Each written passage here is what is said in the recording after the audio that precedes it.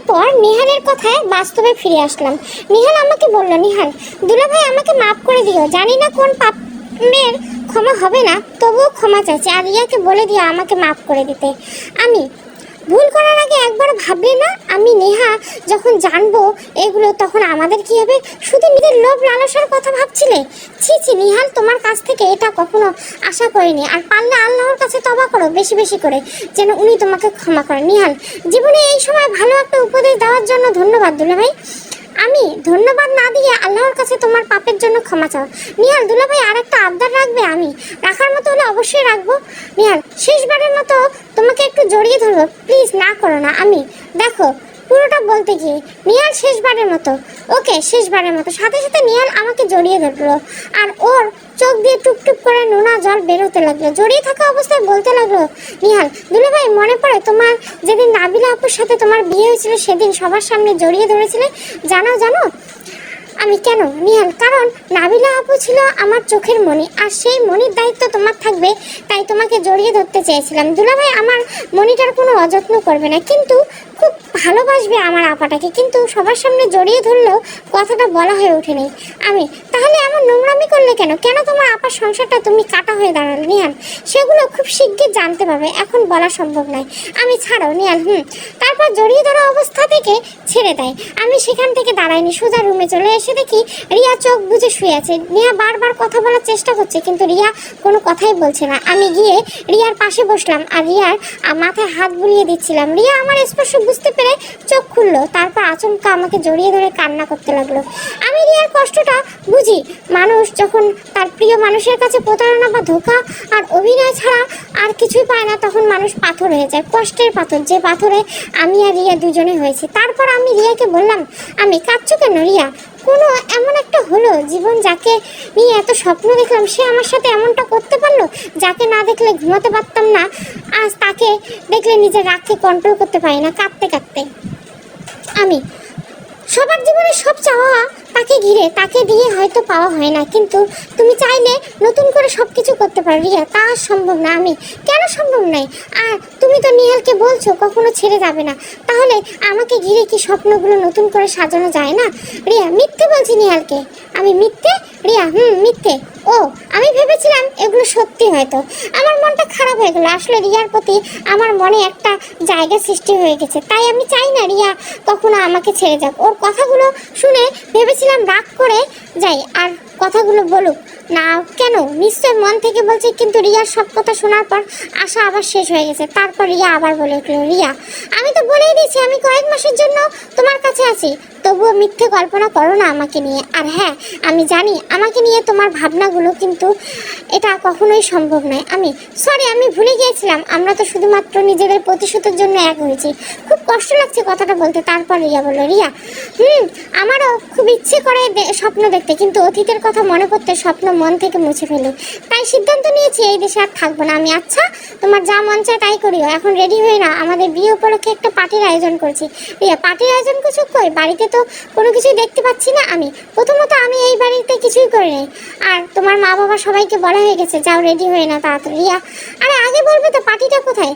আমি একটা বিলাসবহুল রিসোর্টে বুক করেছি, সেখানেই হবে। এখন কি রেডি হবে? রিয়া ওকে আমি রেডি হয়ে আসছি, তুমি রেডি হয়ে নাও। আর এই দেবদাসের মতো দাড়িগোপগুলো পরিষ্কার করে মানুষ আসবে, বুঝছো? আমি আচ্ছা ঠিক আছে। তারপর আমি নেহাকে সাথে নিয়ে সেলুনে গেলাম। নেহা ফোন চালাচ্ছে আর আমি মানুষ হওয়ার চেষ্টা করছি। প্রথমে চুল দাড়ি কেটে, তারপর নেহার চুল কেটে আয়নার সামনে যেতে নিজেকে 22 বছরের যুবক মনে হচ্ছিল। নিজেকে নিজেই বলতে লাগলাম, আরে তুই তো অনেক হ্যান্ডসাম। আমি শিওর আজ রিয়া তোর দিকে তাকিয়ে থাকবে হা করে। তারপর বাসায় গেলাম, গিয়ে দেখি রিয়া বারান্দায়, তাই ওখানে না গিয়ে গোসল করতে গেলাম। প্রথমে নেহাকে গোসল করালাম, তারপর বললাম, আমি বারান্দায় তোমার আম্মু দাঁড়িয়ে আছে, যাও গিয়ে বলো তোমাকে সাজিয়ে দিতে, আমি গোসল করে আসতেছি। তারপর নেহা চলে গেল। আমি গোসল করে বের হয়ে দেখি রুমে কেউ নেই, নিশ্চয়ই নিচে গেছে। তাই আমিও দেরি না করে রেডি হয়ে নিচে গেলাম। চুলগুলো জেল দিয়ে স্পাইক করে নিলাম। তারপর রেডি হয়ে নিচে যেতেই আমি দেখলাম রিয়া আর নেহা খুব সুন্দর করে সেজেছে। একজন ছোট পরি, অন্যজন বড় পরির মতো লাগছে। নেহা আমাকে দেখে পাপা পাপা করে দৌড়ে গেল, কিন্তু রিয়া চেনার ট্রাই করলো, কারণ দেবদাস থেকে মানুষ হয়ে গেছি। নিহা আমার কাছে আসতেই কোলে তুলে চুমু নিলাম, তারপর দুই গালে দুটো চুমু দিয়ে আমার রাজকন্যাকে সাদা ড্রেসে আমার মেয়েটাকে পরীর মতো লাগছে নিহাকে কোলে নিয়ে রিয়ার কাছে গেলাম। রিয়া পা থেকে মাথা পর্যন্ত দেখছে আমাকে, কারণ এর আগে আমি এত স্মার্ট হয়ে ওর কাছে আসিনি। তারপর আমি রিয়াকে বললাম, আমি কি দেখছো রিয়া তোমাকে? আমি কেন, আগে কখনো দেখোনি বুঝি? রিয়া না, আমি মানে গত 10 বছর ধরে তো তোমাদের সাথে বেশি সময় কেটেছি আমার। তাহলে এই কথা বলার কারণ কি? রিয়া আপনাকে দেখছি, কিন্তু আজকে মনে হচ্ছে নতুন আরেক আপনাকে দেখছি। আমি হা রিয়া খুব সুন্দর। আমি কি সুন্দর? রিয়া আপনার হাসি। আমি তাই? রিয়া মাথা নিচু করে। তারপর আমি নিহাকে কোলে নিয়ে নামিয়ে দিলে রিয়ার পিছন দিয়ে ওর কানের কাছে মুখটা রেখে বললাম, আমি এই যে মায়াবতী আমার প্রশংসা যে করলেন, আপনি একবার নিজেও আয়নার সামনে দাঁড় করিয়ে দেখছেন আপনাকে? সৌন্দর্যের চেয়েও আমার সৌন্দর্য তুচ্ছ। রিয়া ইস, এভাবে বললেন কেন লজ্জা মাখা কণ্ঠে? আমি আমার যদি তোমার উপর অধিকার থাকতো তাহলে আজকেই তোমার কাছ থেকে 1 সেকেন্ডের জন্য সরতাম না। রিয়া জানতো সবসময় মজা ভালো লাগে না। এই কথা বলে দৌড়ে গাড়িতে চলে গেলাম, আর আমি সেখানে দাঁড়িয়ে হাসতে লাগলাম। তারপর গন্তব্যস্থলে যাওয়ার জন্য গাড়িতে উঠলাম, তখনই দেখলাম নাবিলা সেজে গুজে আসছে। ওরে তো ইনভাইট করিনি, ফকিন্নির মতো এসেছে। তারপর আমি নাবিলাকে বললাম, আমি কি ব্যাপার, তুমি এমন সেজেগুজে কোথায় যাচ্ছে? নাবিলা, এমা আমার একমাত্র স্বামীর বিয়ে, তার অনুষ্ঠানে আমি যাবো না, তা কি করে হয়? আমি দেখো তোমার সাথে আমাদের কোনো সম্পর্ক নেই, আর নেহা যদি না থাকতো তাহলে কবেই তোমাকে খুন করে কবর দিতাম। শুধু আমার কলিজার টুকরো মেটার জন্য আজও পৃথিবীতে তুমি বেঁচে আছো। রেগে নাবিলা, দেখছো রিয়া কত সুন্দর করে সাজলাম, কোথায় প্রশংসা করবে তা না করে শুধু রাগারাগি করতেছে। রিয়া আমার মুখের দিকে তাকিয়ে আছে আমি কি বলি এটা শোনার জন্য। তারপর আমি বললাম, আমি এই তোর কানে কথা যায় না, তুই তোর নাগরের কাছে যা, না হলে কিছু একটা করে ফেলবো আমি। নাবিলা, দেখো আমি আমার ভুল বুঝতে পেরেছি, তাই আমি আবার তোমার কাছে ফিরে এসেছি। কথাটা বলে আমাকে জড়িয়ে ধরেছে। রিয়া এটা দেখে আমার দিকে চোখ বড় বড় করে তাকিয়েছে, দেখে মনে হয় নাবিলাকে গিলে খেয়ে ফেলবে। এরপর আমি নাবিলাকে কিছু বলতে যাব, এমন সময় নিয়া বলে উঠলো, নিয়া পাপা আম্মুকে আমাদের সাথে নিয়ে চলো, কতদিন আম্মুর সাথে কোথাও যাই না। নাবিলা, মামুনি আমারও খুব যেতে ইচ্ছে করছে, আমরা আগের মতো গাড়ি করে কোথাও যাব। নিয়া, সত্যি মামুনি? নাবিলা, সত্যি সত্যি সত্যি সত্যি মামুনি। নিয়া, কি মজা, আমরা আবার একসাথে ঘুরতে যাব। আমি না মামুনি, তোমার আম্মু আমাদের সাথে যাবে না। নিয়া, কেন পাপা? আমি কারণ তোমার ওই আম্মু যাবে না তো আমাদের সাথে রিয়াকে দেখিয়ে। নাবিলা, ড্রাইভারের পাশে সিটটা তো খালি আছে তাই না মামুনি? আমরা তো সেই আন্টি না হয় সেই যাবে, সেই সিটে বসে আমি, দরকার পড়লে তুমি বসবে। রিয়া এক পাও সরবে না এখান থেকে। রিয়া, সমস্যা নেই, আমি সামনের সিটে বসে যাব মন খারাপ করে। রিয়া, আম্মু তাড়াতাড়ি উঠে এসো। রিয়া দরজা খুলে বের হয়ে গেলে আমি রিয়াকে বললাম, রিয়া আমি বলছি বের হবে না তুমি। রিয়া আমার কথা না শুনে মাথা নিচু করে সামনের সিটে গিয়ে বসলো। আমি ভালো করে বুঝতে পারলাম নাবিলা আমার দুর্বলতার সুযোগ নিচ্ছে, কারণ আমার সবচেয়ে বড় দুর্বলতা হচ্ছে নিয়া। ওর জন্য আমি এখনো নাবিলাকে কিছু করতে পারি না। ড্রাইভার গাড়ি স্টার্ট দিল, এদিকে রিয়া আর কোনো কথাই বললো না। বুঝতে পারলাম খুব কষ্ট হচ্ছে, কিন্তু নেহার জন্য কিছু করতে পারছি না আমি। তারপর নেহা আমাকে বললো, নেহা পাপা তুমি দূরে বসছো কেন, আরও একটু এদিকে এসো। নাবিলা, তাই তো, আরও কাছে এসো শয়তানে হাসি দিয়ে। আমি না মামুনি গরম লাগছে তো তাই।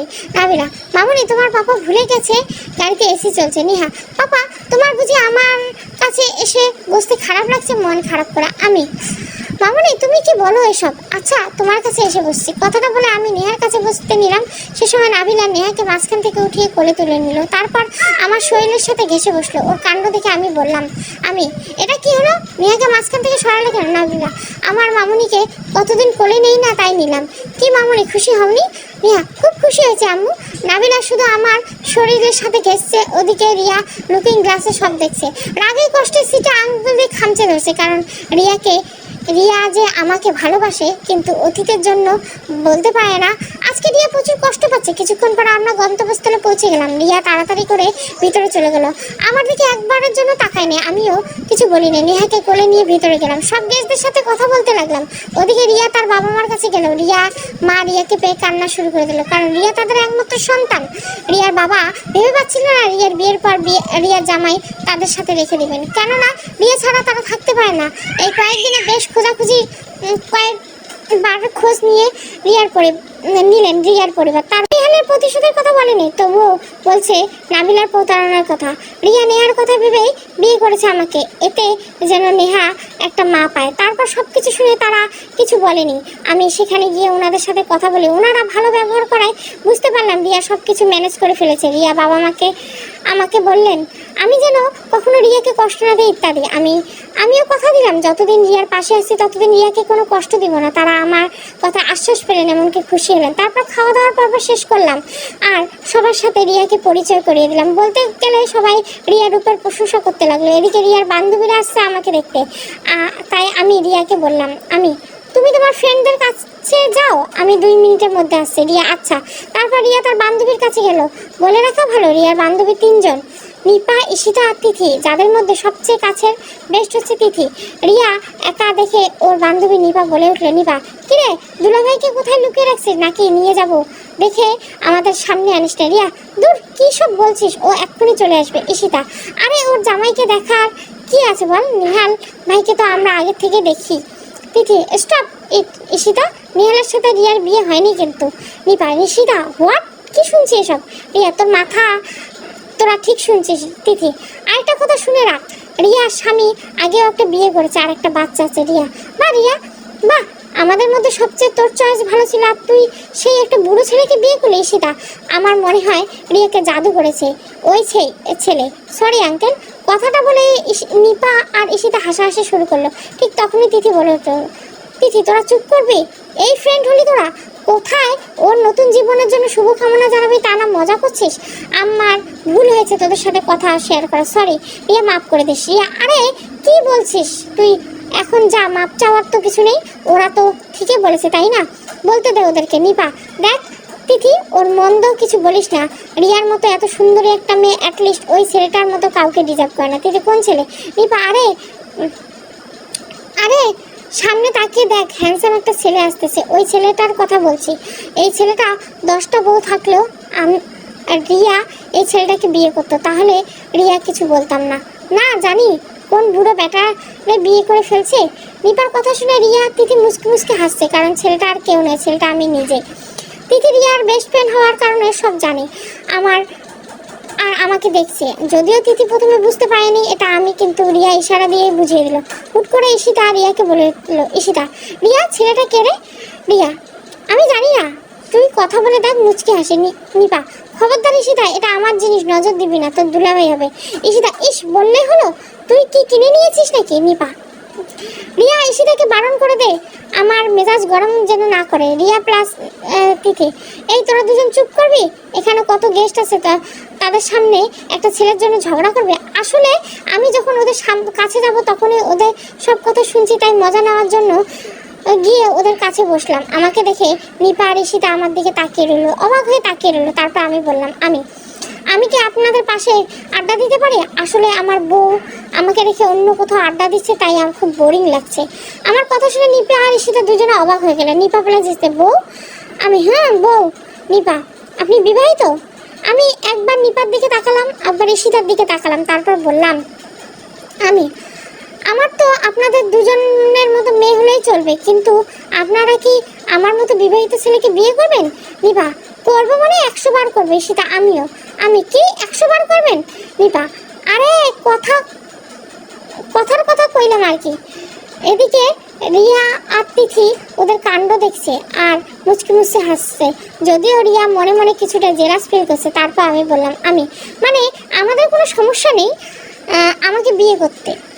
ঈশিতা প্লাস নিপা না কিন্তু আমি দুজনের মধ্যে কাকে বিয়ে করবে? নিপা অবশ্যই আমাকে, কারণ আমি ওর থেকে বেশি সুন্দরী। ঈশিতা কেন, আমি কি কম সুন্দরী নাকি? আরে কি বলছেন, আগে কথাটা শুনুন। নিপা প্লাস ঈশিতা কি বলেন? আমার তো একটা মেয়েও আছে। নিপা প্লাস ঈশিতা মজা করছে না তো? এই যে বিশ্বাস হচ্ছে না তো, ওয়েট, আমি আমার মেয়েকে ডাকছি। তারপর নেহাকে ডাক দিলাম। নেহা রিয়ার বাবা মায়ের কাছেই ছিল, আমার ডাক শুনে দৌড়ে চলে এলো কাছে। এরপর নেহা আমাকে বলল, নেহা পাপা তুমি আমায় ডাকছো? আমি নিপা আর ঈশিতাকে বললাম, কি এবার বিশ্বাস হলো? তারপর নিপা আমাকে বললো, নিপা মনটা খারাপ করে। ঈশিতা আমার মেয়েটা তো খুব সুন্দর, আমি এমন একটা মেয়ে চাইছিলাম। নিপা ঈশিতার কথা শুনে বলল, নিপা একটাই তো সমস্যা, আমি রাজি। ঈশিতা দেখছেন কি বেহায়া মাইয়া, একটু আগে এমন একটা ভাব করছে, এখন শুনছে আমার কোনো প্রবলেম নেই তাই রাজি হয়ে গেছে। আসলে কথায় কি জানেন, আমি সুখে থাকি ওর সহ্য হয় না। তিথি অনেক হয়েছে, তোরা এবার অফ কর। আর দুলা ভাই তুমি কি ছোট হয়ে গেছো নাকি? আর একটু হইলে তোমাকে নিয়ে চুলাচুলি শুরু হইতো। নিপা প্লাস ঈশিতা, দুলা ভাই। রিয়া ওদের কথা শুনে হাসতে লাগলো। ঠিক তখনই নিপা বলে উঠলো, নিপা রিয়া আর তিথি কি বলছে সব? রিয়া হি হি হেসে। ঈশিতা কুত্তি, এভাবে না হেসে বল। রিয়া আমি তো ওনাকে চিনি না, আর আমার জামাই তো বুড়া আঙ্কেল বয়সী। নিপা ও সব বুঝতে পেরেছি, তোরা আমাদের নিয়ে মজা নিচ্ছিস তাই তো? আমি সরি শালিকা, তোমাদের আমাকে নিয়ে আমার বউয়ের সাথে মজা করছিল তাই আমিও একটু করলাম আর কি, কিছু মনে করো না। তবে তোমার বান্ধবী যদি ছেড়ে যায় তাহলে কোনোদিন তোমাদের মধ্যে কাউকে বিয়ে করবো, কেমন? নিপা দুলা ভাই আমরা আমাদের ভুলটা বুঝতে পারছি, মাফ করেন মনটা খারাপ করে। আমি আরে চিল, মন খারাপ করো না একদম। তোমরা এসেছো, যদি মন খারাপ করে থাকো রিয়া খুব কষ্ট পাবে। রিয়া তোমাকে একটা কথা বলার ছিল। আমি বলো। রিয়া এখানে না আলাদাভাবে আমি ওকে শালিকারা একটু অপেক্ষা করেন, আমি আসতেছি 2 মিনিটের মধ্যে। তারপর রিয়ার সাথে নিয়ে গিয়ে নিরিবিলি জায়গায় চলে আসলাম আর বললাম, তারপর রিয়ার সাথে আমি এবার বলো রিয়া, আমি চলে গেলে তুমি সত্যি সত্যি ওদের বিয়ে করবে নাকি? আমি তুমি কি এটা বলার জন্য এখানে নিয়ে এসছে? হা, তুমি তো ওদের চলে যাবে, ওদের কাউকে বিয়ে করলেও করতে পারি, আর তো কিছু যায় আসে না। রিয়া দেখো, পুরো কথাটা বলার আগেই ফোনটা বেজে উঠলো। আমি পকেট থেকে মোবাইলটা বাহির করে দেখলাম দারোয়ান চাচা কল দিয়েছে। ফোনটা রিসিভ করতে উনি আতঙ্কের কথা বলে শুরু করলো, দারোয়ান চাচা। শাকিল তুমি কই? চাচা ভুলে গেলেন আজকে তো বিয়ের অনুষ্ঠান। দারোয়ান চাচা বাবা এক্ষুনি বাসায় আসো। আমি কেন চাচা কি হয়েছে? দারোয়ান চাচা নিহাল ছাদ থেকে পড়ে মারা গেছে। আমি হোয়াট, কি হচ্ছে চাচা বলছো? দারোয়ান চাচা বাবা তাড়াতাড়ি এসো, পুলিশ খবর দিয়েছে। আসাদ স্যার পাশের ফ্ল্যাটের বড় ভাই। আমি এক্ষুনি আসছি। আমি বিশ্বাস করতে পারছি না, কি হয়েছে? এত অস্থির হচ্ছে কেন? রিয়া চলো আমাদের বাসায়, তাড়াতাড়ি বাসায় যেতে হবে। বাসায় যেতে হবে কিন্তু অনুষ্ঠান তো এখনো শেষ হয়নি, আর আমি তোমাকে কিছু বলার জন্য এসেছি আর তুমি এই কথা বলছো। আসলে রিয়া তার মন খারাপের কথাগুলো বলতে এসেছিল, কিন্তু পরিস্থিতি আবারও রিয়ার বিপক্ষে। তারপর আমি রিয়াকে বললাম, আমি সব পরে শুনবো, আগে বাসায় চলো। রিয়া ঠিক আছে চলো, মন খারাপ করে। তারপর আমি আর রিয়া দ্রুত গাড়িতে বসার সাথে উঠে বাসার উদ্দেশ্যে রওনা দিলাম। রিয়া আমার বুকে মাথা রাখলো। হয়তো আজকে সে আমাকে চায়, কিন্তু আমার এখন এসব কোনো কিছুতেই মন নেই। নিহালের কথা শুনে আমি শক খেয়ে গেলাম। কি জবাব দিব? ওর বৃদ্ধ বাবা মাকে ছেলেটা প্রতিষ্ঠিত দেখবে বললো, আমার কাছে পাঠিয়েছে, আর আজকে সেই লাশ হয়ে বাড়ি যাবে। বলে রাখি নিহাল নাবিলার মতো বাবা মায়ের একমাত্র সন্তান। যদিও নিহালের জন্মের আগে একটা ভাই ছিল। একদিন নিহালের বাবা গরু নিতে নদীতে গোসল করতে গেছিল। সেদিনে রায়াদের বাবার পিছু পিছু ওর ভাই 4 বছর নদীতে যায়। ওদিকে নিহালের বাবা ছেলেকে কিনারায় বসিয়ে রেখে গরু নিয়ে নদীতে নামে। তখনই নিহালের ভাই পিছনে পিছনে নেমে যায়। তারপর নিহালের বাবা যখন কিনারায় ফিরে আসে তখন আর ছেলেকে দেখতে পায়নি। ভেবেছিল ছেলে বাড়ি ফিরে গেছে, তাই আর খোঁজাখুঁজি করা হয়নি।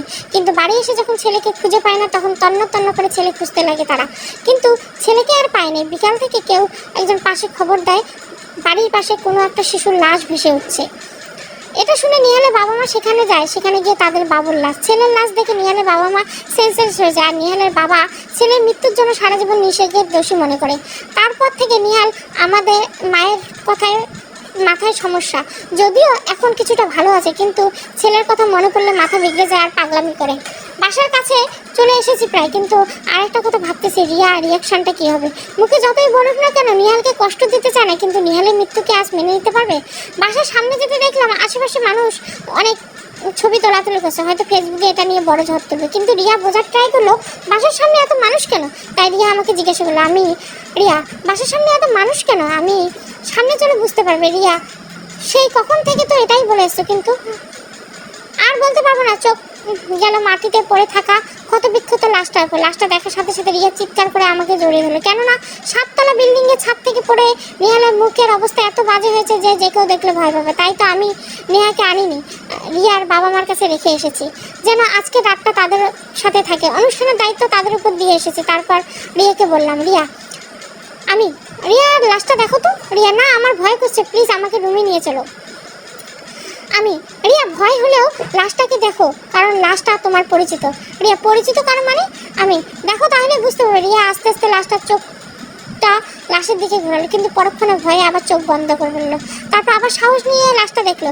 মুখের অবস্থা সে চিনতে পারলো না। হাতের দিকে তাকিয়ে আর বাকি রইল না দেহটা কার, কারণ নিহালের হাতের ঘড়িটা ছিল ওর, সেটা রিয়ার দেওয়া। রিয়া যেন আর কিছু বলতে পারছে না, মনে মনে ভাবতে লাগলো, আমি তো শুধু রাগ করে বলেছিলাম যে তোমাকে যেন চোখের সামনে না দেখি, আর তুমি সারা দুনিয়ার মানুষের চোখের আড়াল হয়ে গেলে। রিয়ার চোখ থেকে টুপটাপ করে পানি পড়ছে। সেখানে কিছু সাংবাদিক এসেছে, যারা রিয়াকে প্রশ্ন করতে লাগলো। সাংবাদিক: মিসেস রিয়া, আপনার ঘটনাসূত্রে জেনেছি যে মৃত ব্যক্তির সাথে আপনার সম্পর্ক ছিল, কিন্তু আপনি নিহাল সাহেবকে বিয়ে না করে তার দুলাভাইকে বিয়ে করেন, যার কারণে নাকি আগে স্ত্রী সন্তান আছে, আর এটা মেনে নিতে না পেরে নিহাল সাহেব আত্মহত্যা করেন। আমি কি যাতা বলছেন? আপনাদের কথা শুনে বোঝা যাচ্ছে রিয়া এসবের জন্য দায়ী। পারলে ভালো করে কিছু জিজ্ঞাসা করুন, নয়তো আজে বাজে কিছু জিজ্ঞাসা করে অন্য কাউকে হেনস্থা করবেন না। সাংবাদিক: আপনি কে? আমি রিয়ার হাজবেন্ড শাকিল আহমেদ। সাংবাদিক: ও আইসি, মিস্টার শাকিল আহমেদ, আপনার তো স্ত্রী সন্তান আছে, তাহলে আপনি কেন আপনার সারার গার্লফ্রেন্ডকে বিয়ে করলেন? আমার ওয়াইফ ছিল, কিন্তু তার সাথে আমার ডিভোর্স হয়ে গেছে। আর দ্বিতীয় প্রশ্নের উত্তর এখনো দিতে পারবো না, সময় হলে জানতে পারবে। কোথা থেকে হুট করে এসে নাবিলা বলে উঠলো। নাবিলা: সাংবাদিক ভাই, আমি ওনার স্ত্রী, ওনার সাথে আমার ডিভোর্স হয়নি। উনি মিথ্যে বলছেন। সাংবাদিক: মিথ্যে বলছেন আপনি? আপনার কোনো পেপারস আছে? হ্যাঁ, সব আছে, কিন্তু অবাক লাগছে যে সাংবাদিক হয়েও আমাদের গোপন প্রশ্নগুলো এত কনফিডেন্সের সাথে জানলো কিভাবে? সাংবাদিক: একজন সাংবাদিক হিসেবে সব জানতে হয়। আর আপনি প্রসঙ্গ পাল্টাচ্ছেন কেন? আপনার কাছে পেপারসগুলো থাকলে দেখান। আমি খুব ভালো করে বুঝতে পারছি সাংবাদিককে কেউ টাকা দিয়ে আমাদের পিছনে লেলিয়ে দিয়েছে, প্রথমে রিয়াকে, তারপর আমাকে। হুট করে নাবিলা বলে উঠলো। নাবিলা: শুধু শুধু মিথ্যে কেন বলছো? এই মেয়েটাকে, রিয়াকে উদ্দেশ্য করে, বাঁচানোর জন্য শুধু শুধু কেন মিথ্যে বলছো? শয়তানি হাসি দিয়ে। আমি রাগ। সাংবাদিক: মিসেস রিয়া, আপনাদের মতো মেয়েদের জন্য প্রতি বছর হাজার হাজার ছেলে আত্মহত্যার পথ বেছে নেয়। আপনি কিন্তু এবার বাড়াবাড়ি করছেন। আপনি সাংবাদিক বলে এখনো কিছু বলছি না, তার মানে এই না যে আপনার সব কথা মুখ বুঝে সহ্য করবেন। সাংবাদিক: কেন মারবেন নাকি? তাহলে মারেন। একটাকে তো মারছেন এখন। আমি আর নিজেকে সামলাতে পারলাম না, সাংবাদিককে সজোরে নাক বরাবর ঘুষি দেই। রাগে মাথা বিগড়ে যায়। পুলিশ ছিল সেখানে, আমাকে আটকায়। তারপর এদিকে রিয়া প্রচণ্ড ভেঙে পড়ে, কারণ সব দোষ এখন ওর ঘাড়ে পড়ে। সাংবাদিক রিয়াকে বিভিন্ন প্রশ্ন করে হেনস্থা করে। এরপর সাংবাদিকের মাঝখান থেকে রিয়াকে নিয়ে আসি আমি, কারণ এর বেশিক্ষণ রিয়াকে ওখানে রাখলে রিয়া আরও ভেঙে পড়বে। রিয়া রুমে গিয়ে প্রচণ্ড কান্না করছে। আমাদের সাথে পুলিশ রুমে আসে ইনভেস্টিগেশন করার জন্য। পুলিশ সবাই নিহালের মৃত্যুকে আত্মহত্যা ধরে নিয়েছে। তার কারণ হিসেবে রিয়া আর আমার বিয়েটাকে কেন্দ্র করে পুলিশ সুইসাইড নোট জাতীয় কিছু খুঁজতেছে। তারপর টেবিলের উপর দুইটা চিঠি খুঁজে পায়, একটাতে আমার নামে, একটা রিয়ার নামে। একজন কনস্টেবল আমাদেরকে জানায় আমি রিয়াকে নিয়ে নিহালের রুমে গেলাম এবং আমার নামে লেখা চিঠিটা পড়তে শুরু করলাম। প্রিয় দুলাভাই। কি দুলাভাই? খুব রাগ ও আমার ওপর। যাকে নিজের ছোট ভাইয়ের স্থান দিয়েছিল সেই আমাকে এভাবে ঠকালো।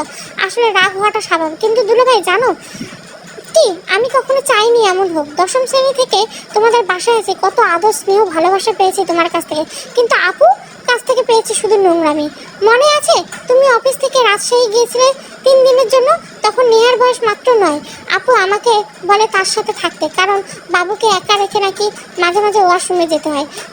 তাই বললে আমি যাতে আপুর সাথে থাকি, শুধু বাবুর কথা ভেবে আপুর সাথে থাকতাম। কিন্তু মাঝরাতে আপু এমন কিছু করবে আমার সাথে, এটা আমি কল্পনা করতে পারি না। আপু আমার সাথে তার শারীরিক সম্পর্ক প্রস্তাব দেয়, আমি না করে দেই। এগুলো আমি কখনো কল্পনা করিনি। চাচাতো বোন হলে নিজের মায়ের পেটে বোন ভাবতাম। আমি মানা করে দেই। আপু আমাকে ভয় দেখাতে লাগলো।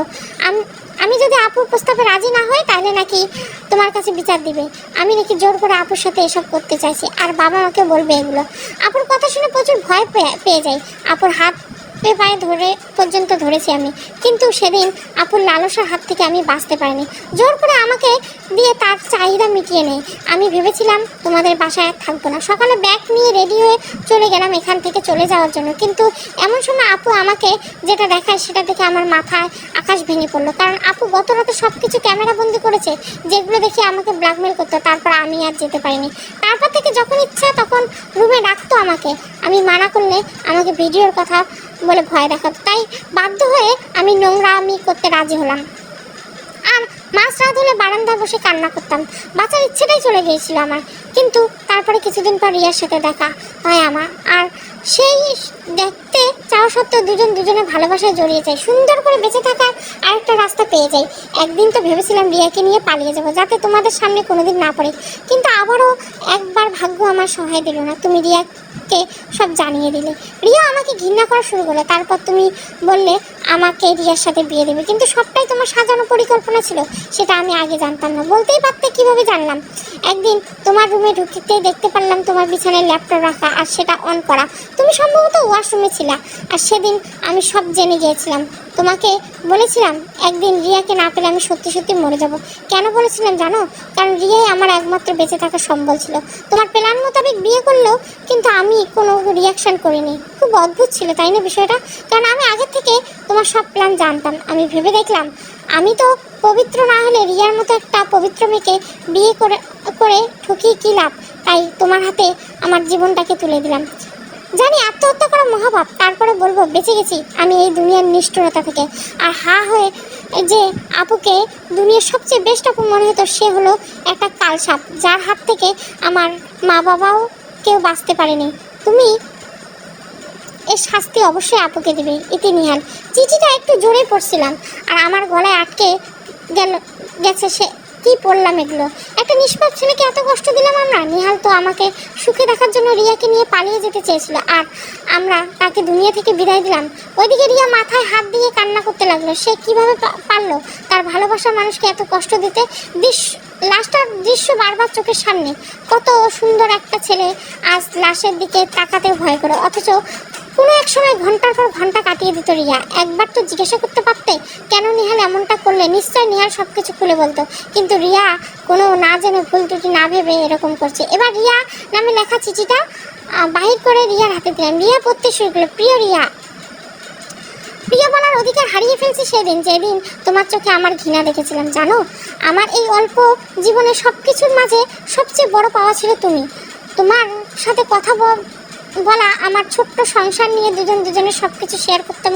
কতই না মধুর ছিল সেই দিনগুলি। সব কিছু শেয়ার করলাম, মনের ভিতর লুকিয়ে থাকা কষ্টগুলো কখনো বলতে পারিনি। আর কিভাবে বলবো নিজের চাচাতো বোনের সাথে অশালীন কর্মের কথা? দুনিয়ার কোনো মেয়ে এটা শোনার পর সম্পর্ক রাখবে না, এটা আমিও জানি। তবে জানো, তুমি কিন্তু অনেক লাকি দুলাভাইয়ের মতো কাউকে পেয়ে। আমার দুলাভাইটা খুব ভালো। আশা করি মৃত্যুর আগ পর্যন্ত তোমাদের সম্পর্ক অটুট থাকবে, এটাই আমার কাছে শেষ ইচ্ছা তোমাদের কাছে। ভালো থেকো, শুভ কামনা রইল তোমাদের জন্য। দুটো চিঠি পড়ার পর পুলিশ এগুলো নিয়ে গেল। আমি আর সব প্রমাণ আর ডিভোর্সের কাগজপত্র সব প্রমাণ দেখিয়ে দিলাম, আর নাবিলাকে জরুরি গ্রেপ্তার করার জন্য অনুরোধ করলাম। সারা মিডিয়াতে আমাদের মৃত্যুর খবর ভাইরাল হয়ে গেল, কিন্তু সাংবাদিক রিয়ার নামে বাজে কথা ছড়ায়। আর আমাদের দেশের মানুষ তো আছেই, ছেলে যদি সুইসাইড করে সবার আগে জিজ্ঞাসা করে ছেলে কোনো প্রেমিকা আছে কিনা। যদি প্রেমিকা থাকে তাহলে সব দোষ তার, সেই মেয়ের উপর চলে যায়, ফলে আত্মহত্যা সৃষ্টি করছে। তাই গুজব ছড়াবেন না, গুজবের কান দিবেন না। সত্যতা না জেনে কাউকে কখনো বাজে মন্তব্য করবেন না। Stop bullying. ওইদিকে নাবিলাকে যেভাবে পাওয়া যাচ্ছে না, পুলিশ তন্ন করে নাবিলাকে খুঁজতে লাগলো। রিয়া মিথ্যা অপবাদ সহ্য করতে না পারে কানাডা চলে যায় কয়েকদিন পর। আমি অনেক রিকোয়েস্ট করেছি না যাওয়ার জন্য, ওকে কথা দিয়েছিলাম আমি সব ঠিক করে দেবো, কিন্তু সে আমার সিদ্ধান্ত অনড় ছিল। রিয়া আমাদেরকে একা রেখে চলে যায়, কিন্তু সে কথা দেয় সারা জীবন আমার স্ত্রী হয়ে থাকবে। কিন্তু রিয়ার প্রতি রাগ আর অভিমান দুটোই জমে যায় আমার। আমি আর ওকে আটকায়নি। রিয়া চলে যাওয়ার এক সপ্তাহ পর নাবিলাকে পুলিশ খুঁজে পায়। নাবিলা সব কিছু স্বীকার করে আদালত থেকে 10 দিনের রিমান্ড দেওয়া হয়।